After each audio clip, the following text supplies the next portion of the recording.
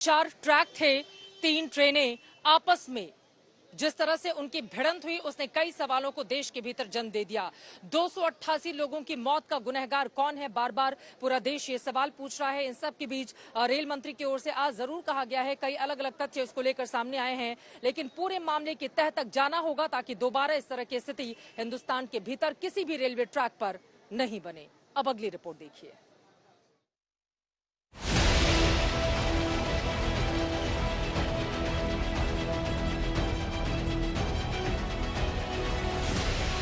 सामने देश के सबसे बड़े रेल हादसे में पटरी पर बिखरे डिब्बे,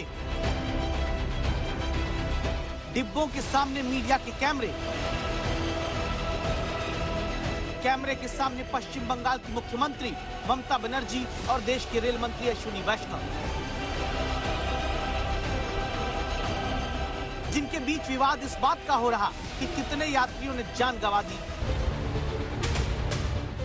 जिस जगह ट्रेन हादसे के बाद शवों की गिनती पर सियासत शुरू होती है, जहां दावा किया जाता है कि 500 लोगों की मौत हुई या 200 से ज्यादा, वहां अभी बात सिर्फ ये होनी चाहिए कि एक भी मौत किसी यात्री की देश में क्यों हुई। वहां इस सवाल का जवाब सबसे पहले जानना है कि आखिर हादसा क्यों हुआ। वो हादसा जिसकी रिपोर्ट दिखाने के लिए पहुंचे आज तक संवाददाता ऋतिक मंडल जब कोरोमंडल एक्सप्रेस के भीतर दाखिल होते हैं, ट्रेन के भीतर घुसकर आर पार हो चुके रेलवे ट्रैक का हिस्सा दिखाते हैं और बताते हैं कि कैसे जिंदगी को चीरकर मौत दाखिल हुई होगी।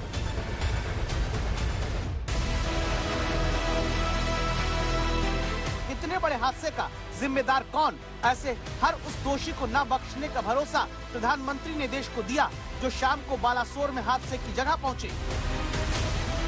प्रधानमंत्री जिस हादसे को विचलित कर देने वाला बताते हैं, उसके कारणों, बचाव के काम को और यात्रियों की स्थिति के विषय में यहाँ पर पूछते हैं। कुछ देर बाद वो फोन पर कैबिनेट सेक्रेटरी और स्वास्थ्य मंत्री से बात करते हुए दिखते हैं। इस बात की तस्दीक प्रधानमंत्री करते हैं कि मृतकों के परिजनों, पीड़ितों और घायलों को किसी भी हालत में अब कोई परेशानी, समस्या न आने पाए। प्रधानमंत्री इसके बाद अस्पताल में जाकर हादसे में जख्मी हुए यात्रियों से मिलते हैं, लेकिन इससे भी ज्यादा अहम तस्वीर देखने के लिए आपको दिल्ली चलना होगा।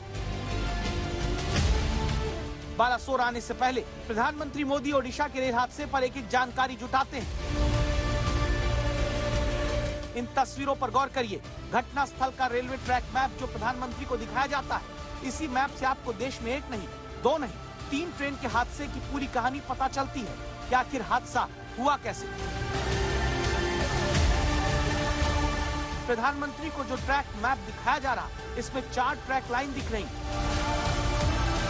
लाल रंग की 2 लाइन ऊपर नीचे, जिन्हें लूप लाइन कहते हैं, और बीच में जो 2 पीले रंग की लाइन दिख रही, वो एक अप लाइन है, एक डाउन लाइन है।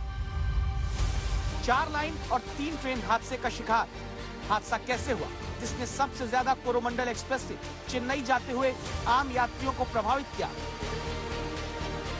जिन्हें एकदम कनस्तर हो चुके रेल के डिब्बों में खोजने के लिए स्लीपर डॉग तक की मदद ली जाने लगी।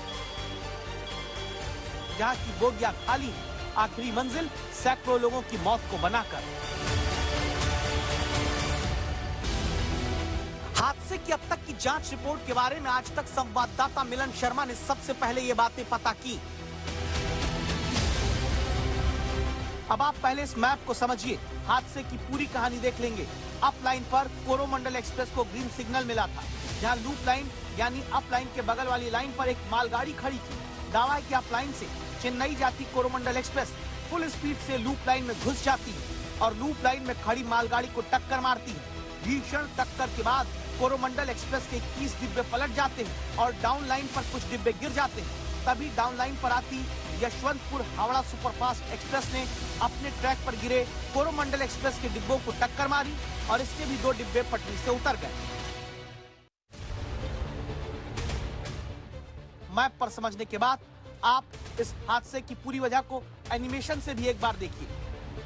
बालासोर के आगे लूप लाइन पर मालगाड़ी खड़ी थी। अप लाइन पर ग्रीन सिग्नल पाई कोरोमंडल एक्सप्रेस तेजी से गुजरती है, लेकिन अचानक वो लूप लाइन में घुसकर मालगाड़ी को टक्कर मारती है। यानी सिग्नल के ऊपर सवाल उठता है। टक्कर के बाद कोरोमंडल के डिब्बे डाउन लाइन की तरफ जाकर गिर गए। तभी डाउन लाइन पर आई यशवंतपुर हावड़ा एक्सप्रेस की कोरोमंडल एक्सप्रेस के डिरेल डिब्बों से टक्कर हुई। इस तरह 3 ट्रेन हादसे का शिकार हुई।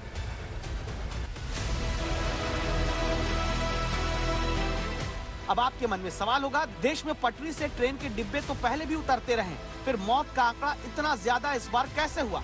इसके बारे में आपको अगली रिपोर्ट हमारे संवाददाता बताएंगे। इंद्रजीत कुंडू, अनिल राय, चित्रा त्रिपाठी और अजय नाथ के साथ ऋतिक मंडल, बालासोर आज तक।